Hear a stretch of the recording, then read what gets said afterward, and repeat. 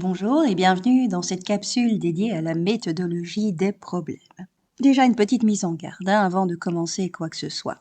Méthodologie des problèmes, c'est un sujet qui occupe des dizaines voire des centaines de thèses et des centaines voire des milliers d'essais décrits tout simplement qui ont ce sujet-là pour intérêt.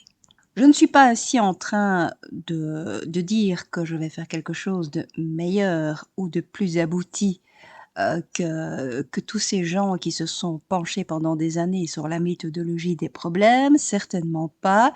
Ici, c'est du pratico-pratique. C'est pour vous aider dans votre formation et dans votre pratique professionnelle. Donc, on va aller au plus court, mais en même temps, on va quand même soulever pas mal de points. Allez, go, c'est parti. D'abord, quand voit-on apparaître les problèmes en premier? Eh bien, nous sommes tout simplement en P1. Rappelez-vous la capsule sur la didactique des nombres et des opérations en P1.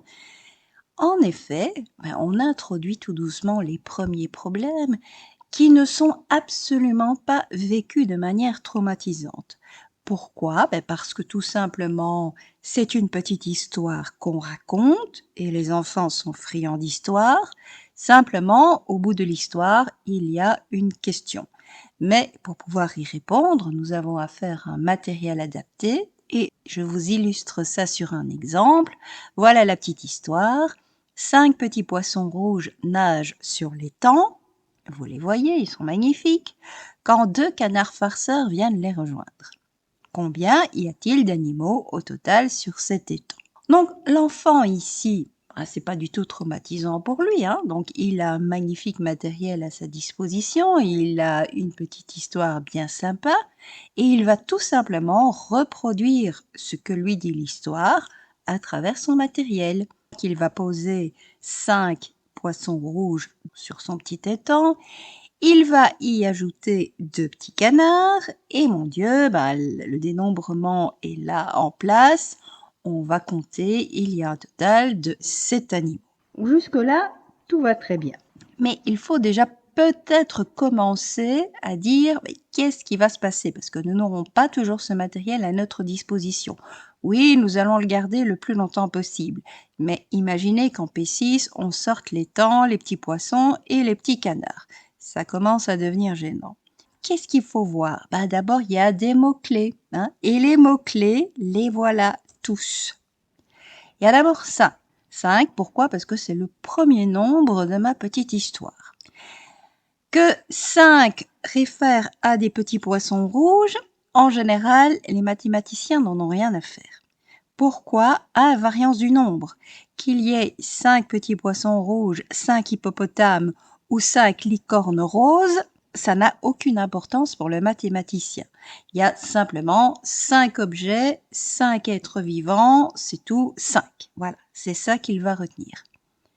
Et puis, il y a 2 autres objets, êtres vivants, de nouveau que ce soit des canards, des libellules ou des sauterelles, ça n'a aucune importance. Ils sont 2, ça vient rejoindre les 5, rejoindre.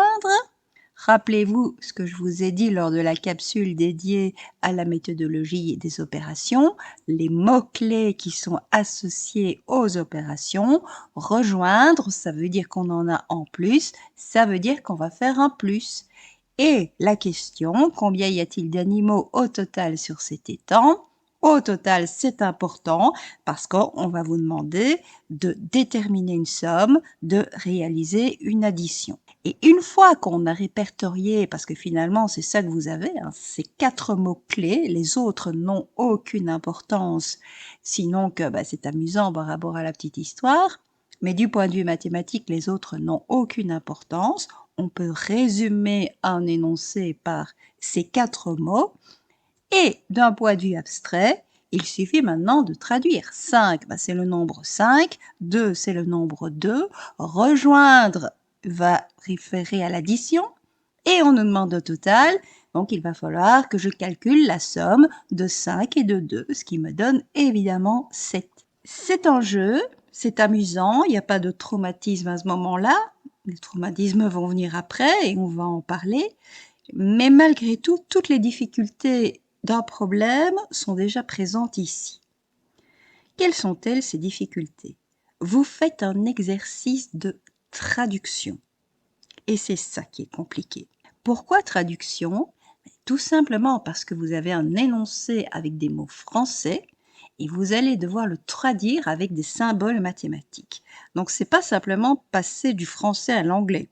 C'est déjà pas facile ça, mais on est encore à un autre niveau quand on passe du français aux maths. Là, on va, à partir de mots, exprimés ici dans la langue française, on va associer des symboles mathématiques, à savoir les nombres 5, 2, 7 et les signes plus égal. Et ça, c'est pas facile du tout. C'est un exercice qui est excessivement difficile. D'abord pour la traduction en tant que telle, mais aussi parce que cela suppose, avant que vous ne commenciez la traduction, que vous compreniez bien l'énoncé initial qui, lui, utilise des mots français. Si vous n'avez pas compris cet énoncé, et là, ce n'est pas le boulot du prof de maths, mais c'est le boulot de l'instituteur, il va falloir que les élèves qui vous sont confiés comprennent ce qui se passe. Et pour ça, on va devoir les aider. Et puis, on traduira correctement. Donc ici, je vais essayer de répertorier un petit peu toutes les aides qu'on peut rencontrer. Et déjà, rien qu'avec ce magnifique matériel, vous voyez des choses. D'abord, j'ai repéré les mots importants dans la phrase. Ça, c'est déjà quelque chose d'important. Est-ce qu'il faut le voir en P1? C'est pas interdit déjà de commencer. Mais c'est surtout, à mon sens, dans le degré moyen, P3 et P4, que ça commence à devenir intéressant. C'est un petit peu comme une analyse grammaticale. Là où je vais souligner dans une certaine couleur le verbe, le sujet et le complément, je peux peut-être commencer à souligner aussi dans une couleur la question par exemple, les mots qui sont importants, le verbe qui va me dire vous devez choisir telle opération, etc. Ça c'est peut-être un code couleur à mettre en place entre vos élèves et vous. Mais en tout cas, c'est déjà une première aide pour effectuer ce travail de traduction et de compréhension de l'énoncé. Et puis, bien sûr, la deuxième aide, c'est de jouer concrètement la situation à l'aide d'un matériel qui est concret. Donc, ça, c'est clair et c'est certainement l'aide la plus efficace quand les enfants sont petits. Donc, on parle ici des enfants de 6, 7, 8 ans, mais même parfois au-delà. Bien évidemment, que jouer concrètement la situation aide à visualiser. En fait, le support concret ici joue le rôle d'un intermédiaire entre votre énoncé français et votre traduction avec des symboles mathématiques. C'est un petit peu le mot-clé de cette capsule, intermédiaire, parce que pour effectuer la traduction, oui, il y a des enfants qui y arrivent directement, et tant mieux pour eux. Mais je ne pense pas qu'ils soient majoritaires. La majorité des enfants vont avoir besoin d'un intermédiaire. Alors, un intermédiaire qui va varier d'un enfant à l'autre. Mais un matériel concret, ça aide toujours. Maintenant, encore faut-il pouvoir en disposer et que doit-on faire quand on n'en dispose pas? Eh bien, nous le verrons. Mais déjà, comment reconnaître un problème? Oui, parce que tous les énoncés que nous voyons ne sont pas forcément des problèmes.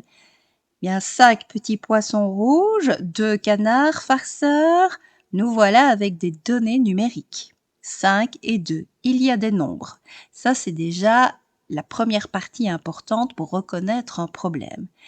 Et ensuite, vous avez une ou plusieurs questions. En fait, c'est ça qui fait l'essence d'un problème. C'est une histoire qu'on vous raconte, une histoire qui va se terminer avec une ou plusieurs questions, et au sein de cette histoire-là, vous avez des nombres. C'est tout, c'est ce qui fait l'essence d'un problème. Donc si vous voyez par exemple les 4 énoncés qui sont à votre gauche, je les lis avec vous. Il était une fois un roi qui voulait un oiseau magique. Il fit rechercher le plus grand magicien du monde. Il lui demanda « Peux-tu me trouver un oiseau magique ?» C'est une petite histoire. Vous avez une question qui termine l'histoire. Mais regardez, il n'y a aucun nombre. Ce n'est donc pas un problème au sens mathématique du terme. Quant à l'énoncé B, on n'en parle même pas puisqu'il s'agit d'une définition qui vient d'un dictionnaire. Donc là, vous n'avez ni question ni nombre. Rien n'en fait un problème mathématique. L'énoncé C, pour son anniversaire, Julien a eu 40 € de sa grand-mère. Ça commence bien, voilà le premier nombre. 60 € de ses parents, un deuxième nombre. Il avait 20 € dans sa tirelire, un troisième nombre. Peut-il acheter un vélo à 110 €? Vous avez la question. Donc là, nombre, question, c'est un problème mathématique. Et enfin, l'énoncé D, dans une ferme, il y a un coq, 15 poules, 25 vaches, 18 canards. Donc nous voilà avec les nombres. Chaque matin, les fermiers doivent se lever à 6 heures pour s'occuper de leurs animaux. Ils ont beaucoup de travail. Trouvent-ils un moment pour se reposer? Est-ce un problème? Oui, parce que vous avez la question et vous avez les données numériques. Est-ce un problème pertinent? Absolument pas. Mais ça, on va en parler plus loin aussi. Réellement, le seul problème pertinent qui se trouve dans ces 4 énoncés, c'est l'énoncé C. Et c'est celui-là qui va surtout attirer, en tout cas c'est ce genre de problème qui va attirer notre attention dans la suite. Je vous ai dit qu'en P1, les problèmes étaient un jeu d'enfant. En général, les enfants aiment bien faire les problèmes. Ça commence déjà à coincer pour certains à la fin de la P1. Pourquoi? Déjà parce qu'ils doivent maîtriser plusieurs opérations. C'est pas facile de choisir parmi les opérations. Les premiers traumatismes apparaissent. Alors vous allez peut-être penser, traumatisme, quel grand mot pour des problèmes.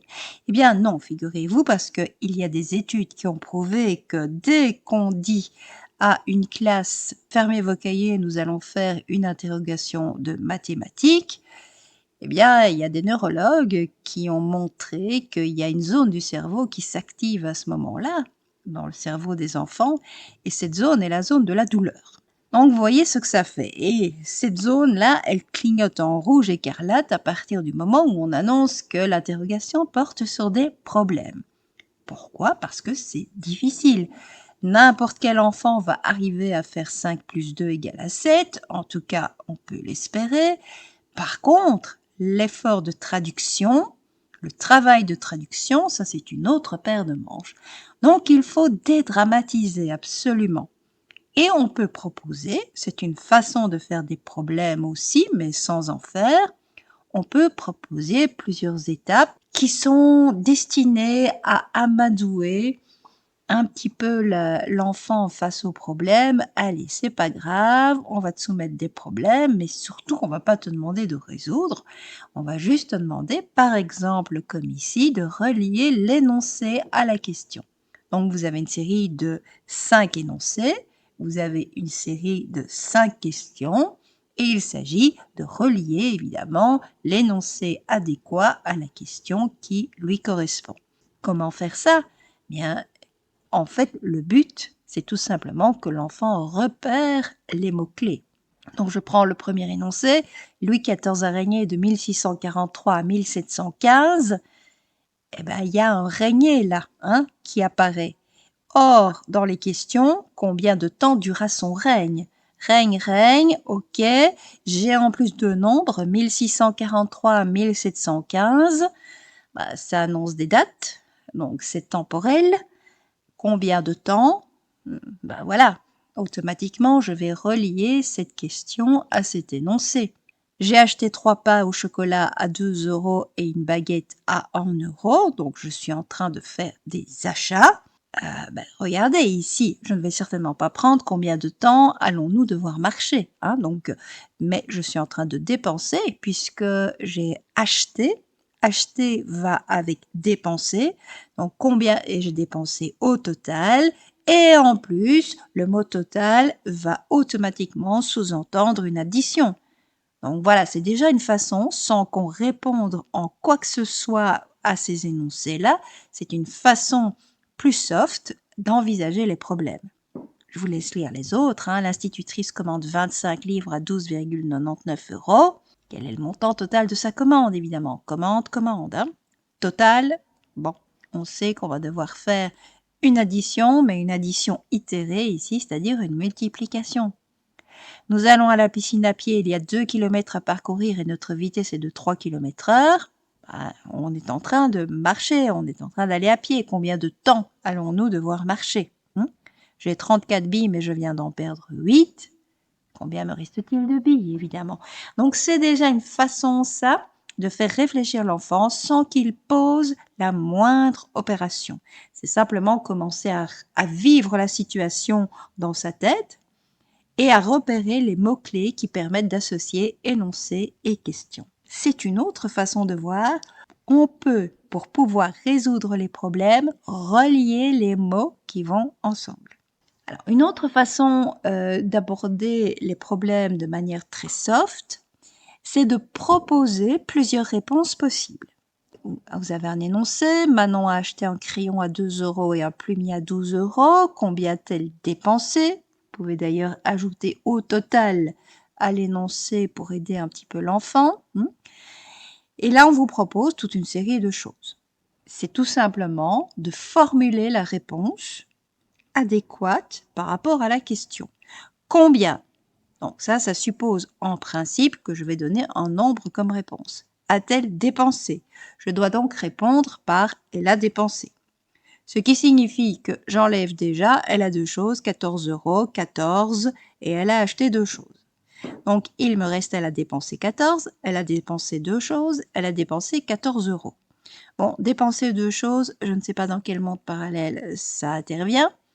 Il me reste donc, elle a dépensé 14, elle a dépensé 14 €, et on est précis, 14 quoi? 14 haricots, 14 licornes? Non, 14 €, donc on sélectionne évidemment l'avant-dernier énoncé.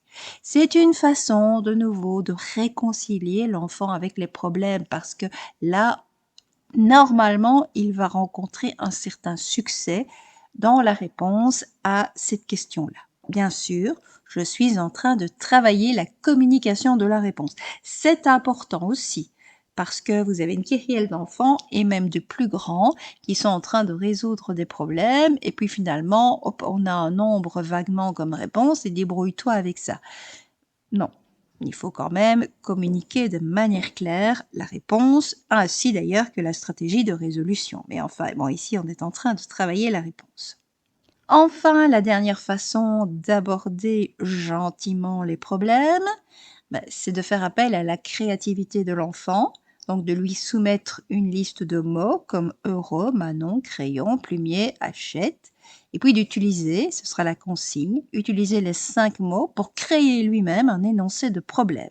Et ensuite, quand l'énoncé sera créé, quelles questions peut-il poser à partir de cet énoncé? Ça, en fait, c'est assez amusant parce que ça permet d'avoir le contrôle du problème. C'est moi qui le crée, c'est moi qui pose la question. Donc, c'est de nouveau c'est une façon de réconcilier l'enfant avec ce traumatisme lié au problème. Eh bien, comme vous n'êtes pas traumatisé, je vous soumets un ensemble de 3 énoncés. Donc, je vais vous demander de vous répartir dans la classe en 3 groupes. C'est un travail collectif ici. Alors, bien sûr, je vous connais, vous allez venir à bout de ces énoncés-là, mais ce ne sera pas le seul travail que je vais vous demander. Il faudra non seulement résoudre le problème et donc me donner une solution, mais il faudra surtout réfléchir aux différentes façons pour que l'enfant soit aidé par rapport à ces problèmes. Alors attention, par rapport aux 5 poissons rouges et aux 2 canards farceurs, là j'ai fait un grand bond. Nous sommes en P6 ici. Nous avons des problèmes d'intervalle. Je vous le dis déjà, c'est le problème numéro 3. Un champ à la forme d'un carré de 75 mètres de côté. À 2,5 mètres du bord de ce champ, à l'intérieur, on plante des arbres et ces arbres sont distants de 5 mètres. On vous dit qu'en plus, il y a un arbre à chaque sommet. Combien y a-t-il d'arbres en tout? Problème d'intervalle. Vous savez que ce n'est pas forcément simple, donc je vous laisse y réfléchir. Problème numéro 2. Un fleuriste a vendu 2250. Attention, là, ça n'est pas toujours écrit correctement. On pourrait croire que c'est 2 fois 250 ou je ne sais pas quoi. Non, c'est 2250 fleurs, roses et tulipes. Il a vendu 4 fois plus de tulipes que de roses. Et on vous demande combien cela lui a rapporté si le prix de vente d'une rose est de 1,50 € et celui de la tulipe 1 euro. Il a vendu 4 fois plus de tulipes que de roses. Problème de partage inégaux. Donc là, à nouveau, je vous laisse y réfléchir. Et c'est à nouveau typique du P6, comme les intervalles. Et puis problème numéro 1, qui est certainement plus simple à mon sens que les 2 et 3, mais à voir. Parmi les 26 élèves d'une classe, il y en a 14 qui aiment le français, 8 qui aiment les maths et le français, et 7 qui n'aiment ni le français ni les maths. Et on vous demande combien d'élèves aiment les maths. Attention, je dis que c'est plus simple, mais il y a une très bonne compréhension ici de tous les connecteurs. Et ou, ni, tout ça, il faudra bien réfléchir à ça. Si on me demande si j'aime les maths, ça ne veut pas forcément dire que je n'aime que les maths. Donc, il faut bien réfléchir à ça. Je vous laisse le temps. Donc, résolvez ces problèmes-là. Surtout, discutez entre vous de la façon dont un enfant pourrait être aidé pour comprendre l'énoncé. Toujours ce fameux effort de traduction. Ici, regardez, il y a quand même pas mal de données. On n'est pas avec des problèmes simples. À vous, faites le job et on va voir ce que vous trouvez, tant pour les réponses que pour la façon d'aider un enfant pour résoudre ces problèmes-là. Voilà, donc j'espère que votre travail a été productif. Je reprends ici l'énoncé numéro 1. Parmi les élèves d'une classe, il y en a 14 qui aiment le français, 8 qui aiment les maths et le français et connecteur, et 7 qui n'aiment faire ni les français ni les maths. Combien d'élèves aiment les maths? Eh bien, voilà la résolution typique. Donc, vous voyez que j'ai utilisé ici une représentation qui est assez spécifique.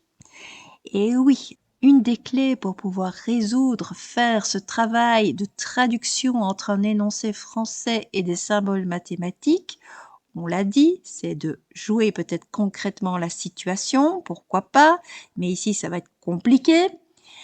Ce qu'on peut faire par contre, c'est de faire un schéma, un dessin. Ça, c'est probablement le sésame ultime pour les problèmes un petit peu plus compliqués. Quand on ne parvient pas à les jouer concrètement, déjà, on peut repérer les mots importants, ça c'est toujours valable, mais vraiment le schéma, c'est incontournable. Je ne vois pas comment un enfant pourrait résoudre ce genre de problème sans passer par le schéma. Bon, il y en a peut-être qui vont y arriver, et tant mieux pour eux, ce sont des futurs et des actuels génies, mais ce ne sera pas la majorité. Et le schéma adapté pour ce genre de choses fait appel à des ensembles. Et vous voyez qu'il y a 2 ensembles, un ensemble français et un ensemble mathématique. Pourquoi 2 ensembles? Parce que dans votre énoncé, vous n'avez que 2 matières, français et maths. Il n'est pas question de géo, il n'est pas de question d'histoire, etc. 2 matières, donc 2 ensembles. Puis vous allez mettre à l'intérieur ou à l'extérieur de ces ensembles, vous allez traduire, alors peut-être pas dans l'ordre d'apparition, mais les données. Par exemple, ici, la première chose que je vois, c'est qu'il y a 14 élèves qui aiment le français. Oui, mais si j'aime le français, je peux aimer le français tout seul ou le français et les maths. Donc ça, c'est pas la première donnée qui va m'aider. Par contre, la deuxième, 8 aiment les maths et le français, c'est-à-dire les deux en même temps. Je suis donc là à l'intersection des 2 ensembles. Je place donc mes 8 élèves qui aiment le français et les maths.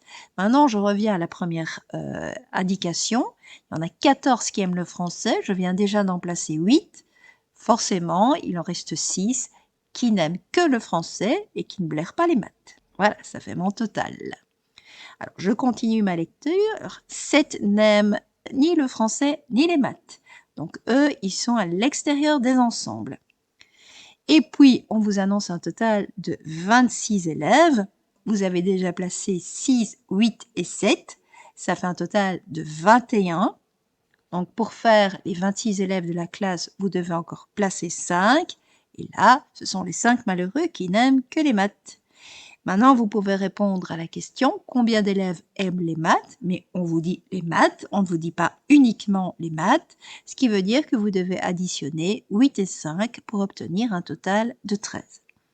Donc, au niveau de la didactique, au niveau de la méthodo, c'est vraiment le schéma qui va vous sauver la vie. Et ici, il est assez spécifique. Alors, on peut toujours essayer d'en trouver un autre, hein. Il faut rester ouvert aux propositions des enfants. Mais c'est vraiment les ensembles ici qui vont vous aider de manière optimale, hein.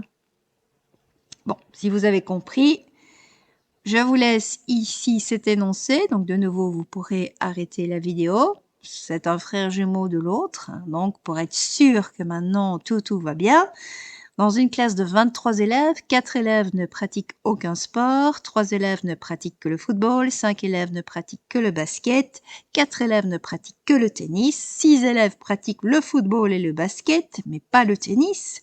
Et on s'étonne qu'on n'aime pas les maths avec des énoncés pareils. Le reste des élèves pratiquent le basket et le tennis, mais pas le foot. Trouvez le nombre d'élèves qui pratiquent chaque sport. Je vous laisse y réfléchir. Et puis, correction d'ici quelques minutes. Donc voilà la correction, évidemment, hein. 3 sports, donc 3 ensembles. Un ensemble pour le foot, un ensemble pour le basket, un ensemble pour le tennis. 4 élèves ne pratiquent aucun sport, ils sont à l'extérieur des ensembles. 3 élèves ne pratiquent que le foot. Le foot, ça veut dire que je ne suis pas en intersection avec les 2 autres sports. Donc le 3 va se mettre dans la partie là qui ne concerne que le foot. Alors pareil pour le basket où je mets 5. Et ici, 4 élèves ne pratiquent que le tennis, donc je mets le 4 également dans la partie qui ne concerne que le tennis. Et puis alors, je lis mes indications suivantes. 6 élèves pratiquent le football et le basket, mais pas le tennis. Donc je suis à l'intersection football-basket sans prendre intersection tennis.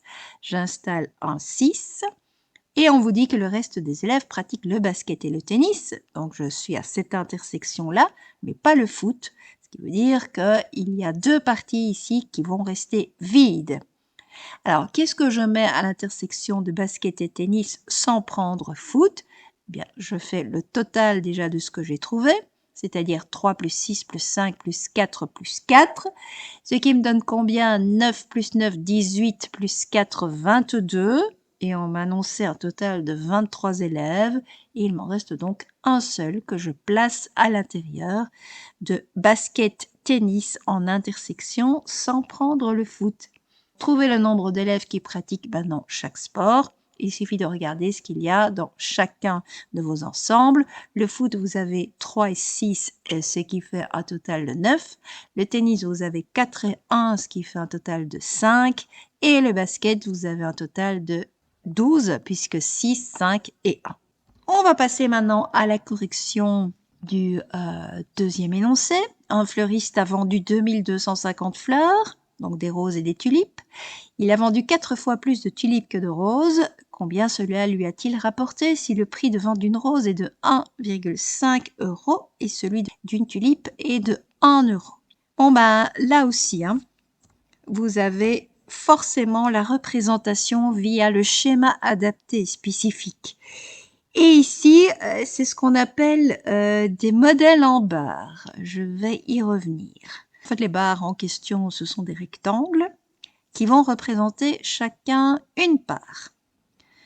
Donc ici, vous avez vendu 4 fois plus de tulipes que de roses. Ce qui veut dire que pour un rectangle qui est associé aux roses, vous avez 4 rectangles associés aux tulipes. Hein, c'est la traduction de 4 fois plus de tulipes que de roses. Maintenant, vous avez un total de 5 blocs, 1 plus 4.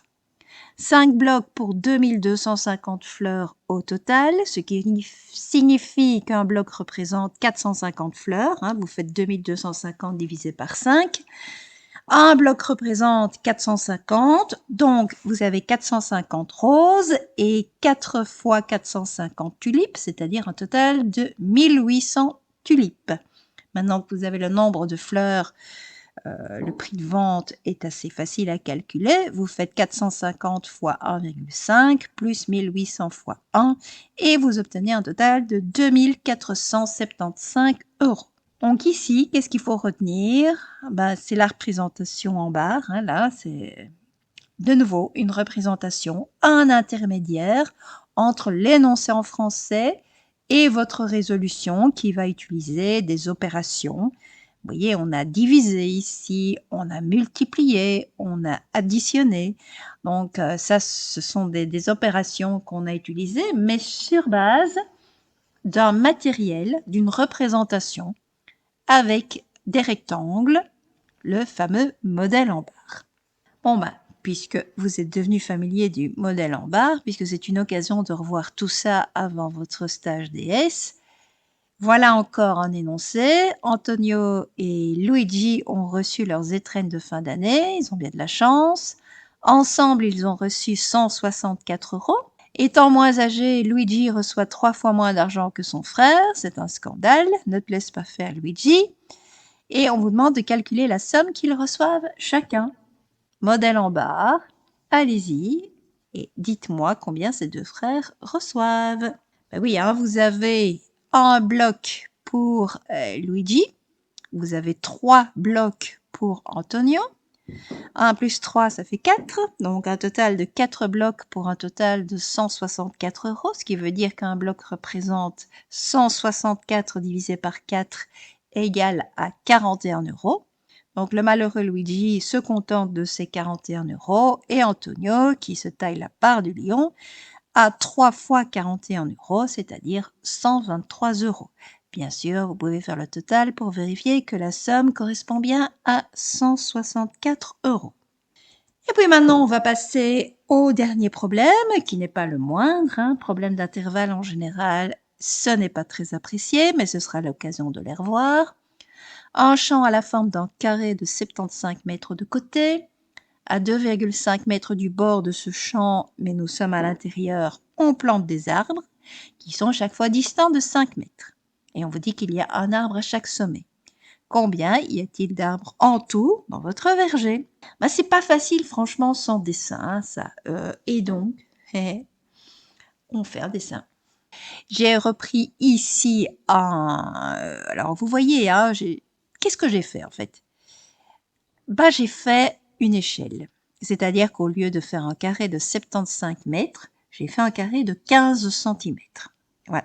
Ça, c'est mon premier carré. Donc, le carré de 75 mètres de côté a disparu pour faire place à un carré de 15 cm. Mais c'est une représentation, hein, c'est pas un dessin concret réellement de ce qui se passe réellement.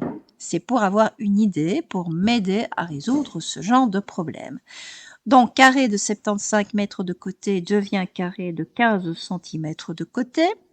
2,5 mètres du bord, ça fait 0,5 cm, hein, en respectant l'échelle.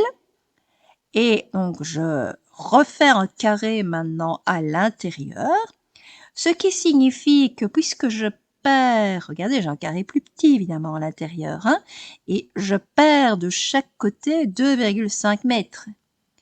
Ce qui veut dire que je perds un total de 5 mètres. Donc, je n'ai plus un carré de 75 mètres, mais un carré de 70 mètres de côté. Et c'est sur celui-là que je vais planter mes arbres. Alors, ils sont distants de 5 mètres, ce qui revient à 1 cm sur mon schéma. On me dit qu'il y a des arbres pour chaque sommet, donc je mets des arbres pour chaque sommet. Je suis tout simplement en train de compter. Je ne suis pas en train de faire des maths là, je suis vraiment en train de représenter concrètement la situation, de traduire à l'aide de mon dessin chaque indication qui se trouve dans mon énoncé de problème. Et puis, je suis en train de dénombrer, hein, j'ai combien d'arbres sur une ligne? J'ai 15 arbres, je suis tout simplement en train de compter, c'est ici. Et bien évidemment, il y aura 15 lignes comme ça. Donc, je fais 15 fois 15, soit un total de 225 arbres. Ce qui est surtout intéressant ici, c'est que je parviens à mettre en évidence une formule. Les 15 arbres ont été obtenus comment? J'ai un carré de 70 mètres de côté. Les arbres étaient distants de 5 mètres. Et regardez, 15 résulte de la division de 70 par 5, ce qui me donne 14. Et de cette division, j'ajoute 1 pour avoir les 15. Donc, je dois retenir maintenant, ce sont mes problèmes d'intervalle, que je vais devoir prendre la longueur totale divisée par la distance entre chacun de mes arbres et puis ajouter 1. Pourquoi est-ce que j'ajoute 1? Parce qu'il y a un arbre à chaque sommet. Il y aurait un arbre à un des sommets simplement, 1 sur 2, par rapport à la ligne, je n'ajouterai pas ce 1. Et il n'y aurait pas d'arbre au sommet, pas du tout, qu'au contraire, je vais enlever 1. Voilà, donc ça c'est une façon de faire et bien évidemment, de nouveau, je vais passer par le schéma, mais en plus, je n'ai pas représenté concrètement la situation. Je n'ai pas fait un carré de 75 mètres de côté, je l'ai fait à l'échelle. J'ai donc simplifié mes données numériques. Et je peux même encore simplifier davantage. Rien ne m'empêche de faire un petit calcul sur le côté en disant, tiens, si j'avais 15 mètres de long au total et que je plante tous les 3 mètres, je verrai en fait, si je mets des arbres à chaque sommet, à chaque extrémité de ma ligne, je verrai que j'ai besoin de 6 arbres. Donc 6, ça résulte de quoi? De 15 divisé par 3 plus 1. Vous voyez, donc c'est vraiment en simplifiant mes données numériques, c'est aussi quelque chose de puissant. Mais là, on arrive vraiment à... Il faut avoir une certaine maturité pour simplifier les données numériques. Donc, je ne suis pas sûre que pour des enfants, ce soit un outil puissant. Par contre, il y a des mathématiciens dont c'est vraiment le métier qui recourent à ça tout le temps. Je n'ai pas d'idée parce que je suis moi-même face à un problème. Bon, pas un problème, j'achète un crayon à 2 € et un plumier à 10 €, mais je suis face à un problème parce que la vie, c'est ça. Si on veut découvrir des choses, on est face à des problèmes et il faut pouvoir amener la résolution de ces problèmes. Et tous les moyens sont bons. Je peux jouer, bon ça c'est compliqué pour un mathématicien dont c'est le métier, la situation, donc je peux représenter la situation, c'est déjà compliqué aussi, mais je peux surtout me mettre dans un contexte identique, mais avec des données plus simples. Et ça, c'est pas mal du tout, pour avoir une bonne idée de comment retrouver mes formules plutôt que de faire intervenir le par cœur que je hais. Bon voilà, vous êtes des spécialistes des implantations d'arbres. Voilà un autre énoncé, un champ à la forme d'un rectangle de 95 mètres de longueur et de 40 mètres de largeur. À 5 mètres du bord de ce champ, à l'intérieur, on plante des arbres distants de 5 mètres. Il y a un arbre à chaque sommet. Combien y a-t-il d'arbres en tout? Si vous avez compris, et bien sûr que vous avez compris, 5 mètres à l'intérieur, ce qui veut dire que vous perdez au total 10 mètres sur chaque côté. Donc, vous passez d'une longueur de 95 mètres à une longueur de 85 mètres et d'une largeur de 40 mètres à une largeur de 30 mètres. Et puis là, vous devez jouer avec ces nombres-là, 85 et 30. C'est là que vous plantez et pas que vous vous plantez. Et donc, il suffit maintenant de prendre la distance entre les arbres, qui est de 5 mètres. Je divise donc pour la longueur 85 par 5 et j'ajoute 1. J'ajoute 1, pourquoi? Parce que un arbre à chaque sommet.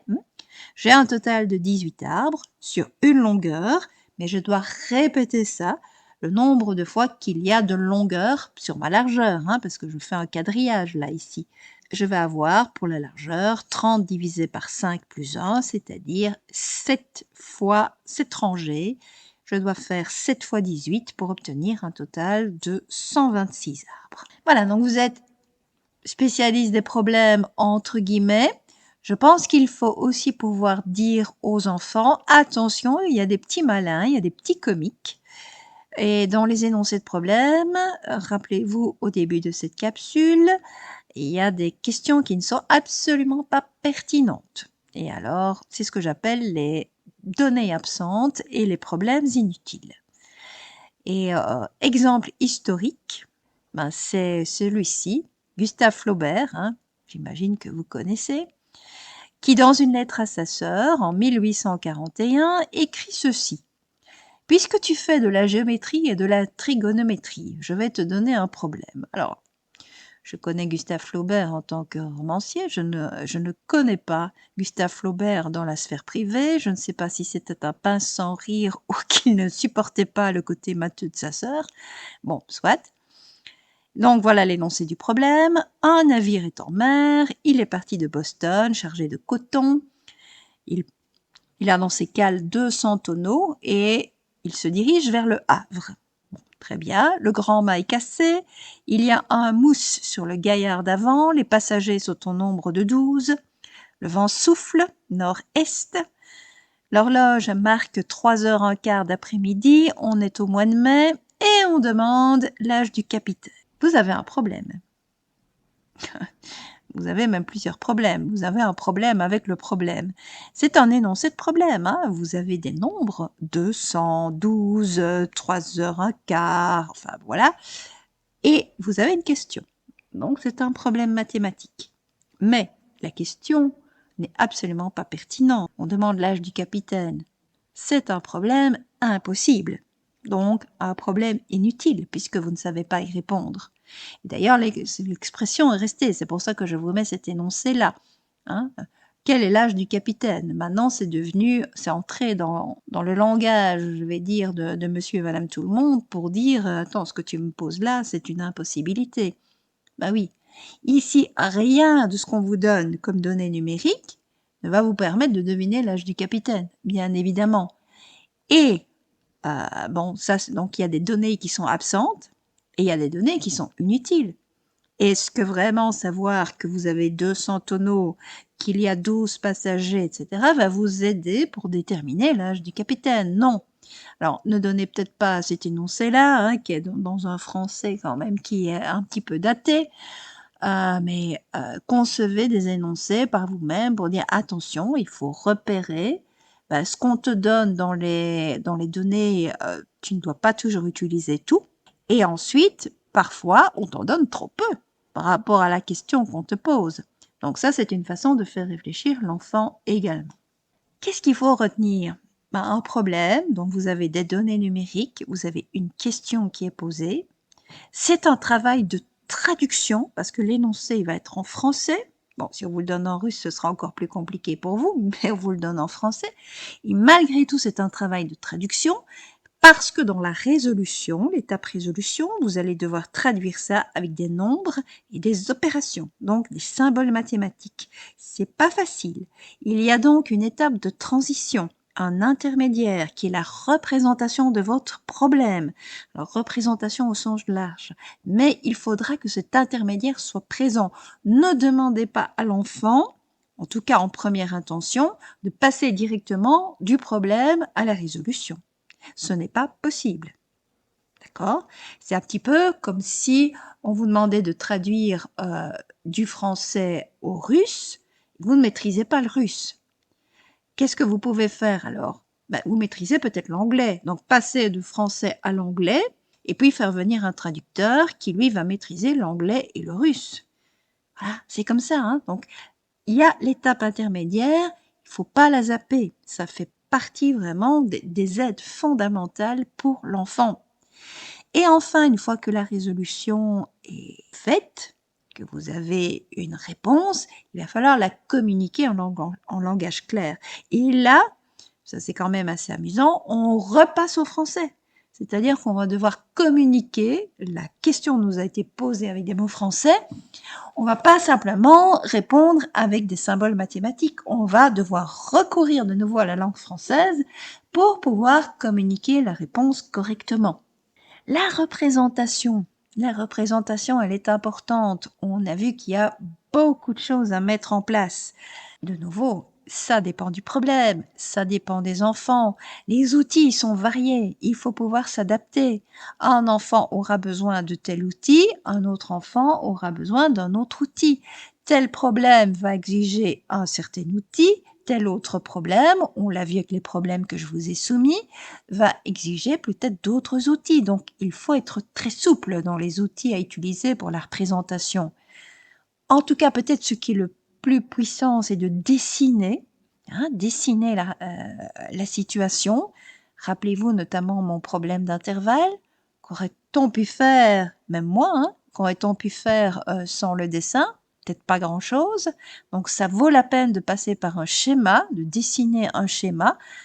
Ici, il ne s'agit pas d'avoir des qualités de dessinateur, d'avoir des qualités d'architecte, il s'agit juste de se représenter concrètement la situation. Un autre outil, c'est de jouer tout simplement la situation. Problème d'achat, par exemple. Hein, vous achetez autant, etc. Eh ben, quelqu'un joue l'acheteur, quelqu'un joue le vendeur. Bonjour Michel Leb. Et ben voilà, on joue avec de l'argent factice et ça nous aide à représenter concrètement la situation. Troisième outil possible, reformuler. Parfois, ce sont des mots français un petit peu ardus pour l'enfant qui empêchent la résolution du problème. Donc, est-ce qu'on peut reformuler avec nos mots à nous pour être sûr qu'on a bien compris l'énoncé en français? C'est même pas une étape de résolution ici, c'est juste je comprends l'énoncé. Peut-être dans le même genre d'idée, souligner les mots importants, souligner peut-être avec des couleurs différentes, souligner dans une couleur les données utiles, souligner dans une autre couleur les données inutiles si elles sont présentes, souligner dans une troisième couleur la question, tout ça pour que ce soit plus clair aux yeux de l'enfant. Relier les mots un à l'autre, c'est important aussi.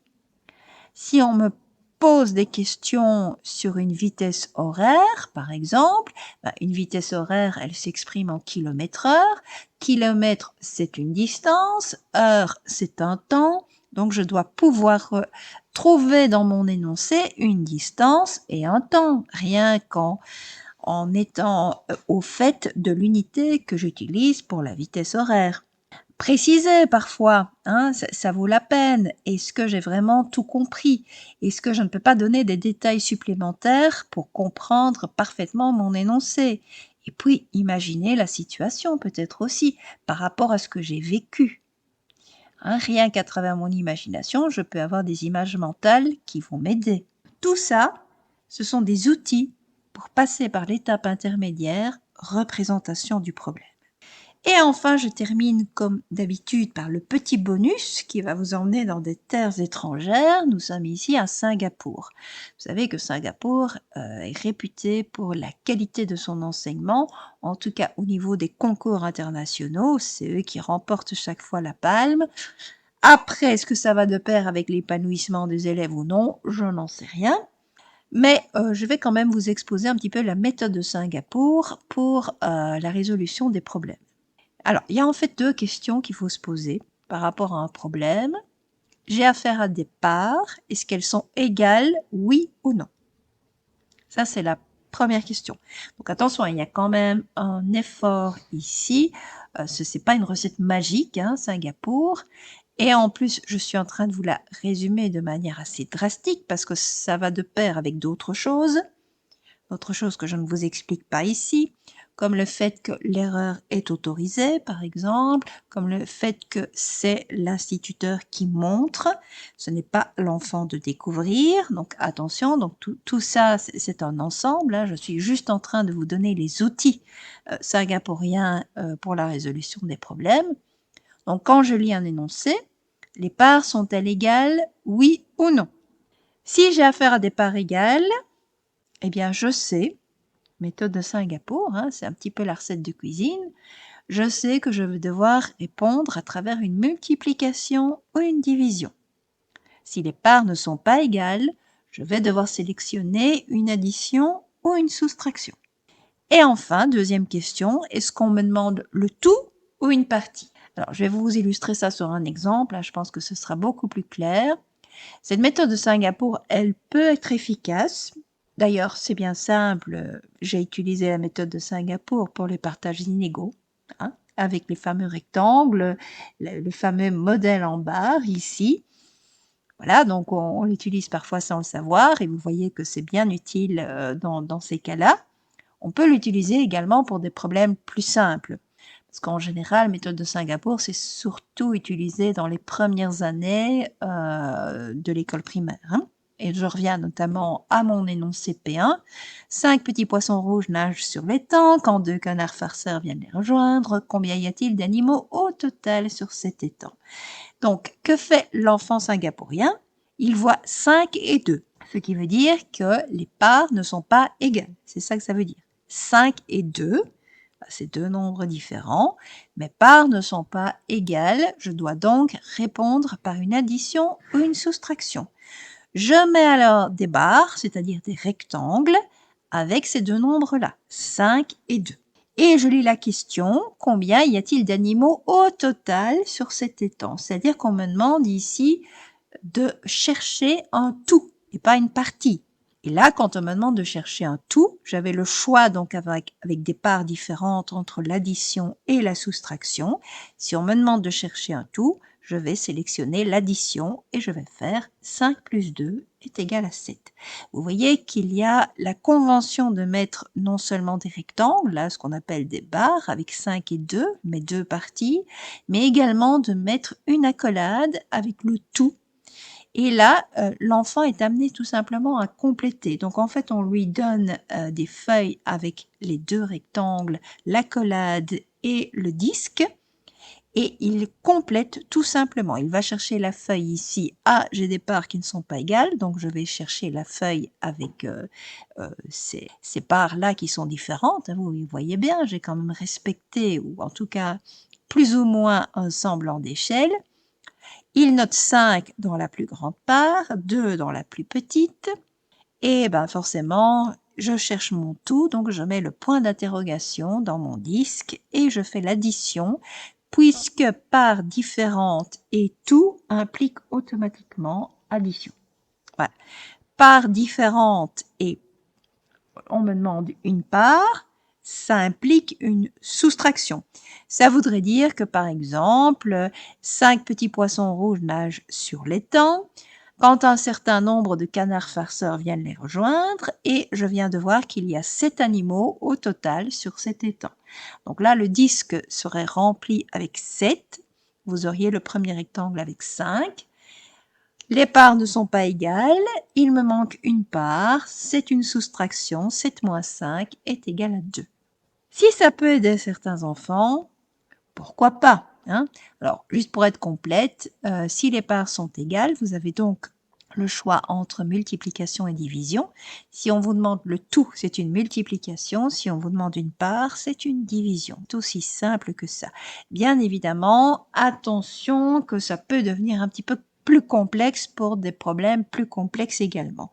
Mais au niveau de P3, P4, je pense que ça peut être un outil intéressant pour certains enfants en tout cas. Voilà, j'espère que cette fameuse méthode des problèmes est un petit peu plus claire pour vous. Ce n'est pas simple, je répète que j'ai résumé ça de manière drastique, hein. Il y a des milliers et des milliers de pages consacrées à cette problématique-là. Je pense que on doit mettre tout en place pour que les enfants, en tout cas, ne soient pas traumatisés par les problèmes. Est-ce qu'on va arriver au bout des problèmes? Ben, vous savez que c'est compliqué, hein. C'est cet effort de traduction-là qui demande vraiment un travail ardu. Bon, on essaye d'utiliser tous les outils en espérant qu'ils fonctionnent. Je vous remercie beaucoup pour votre attention.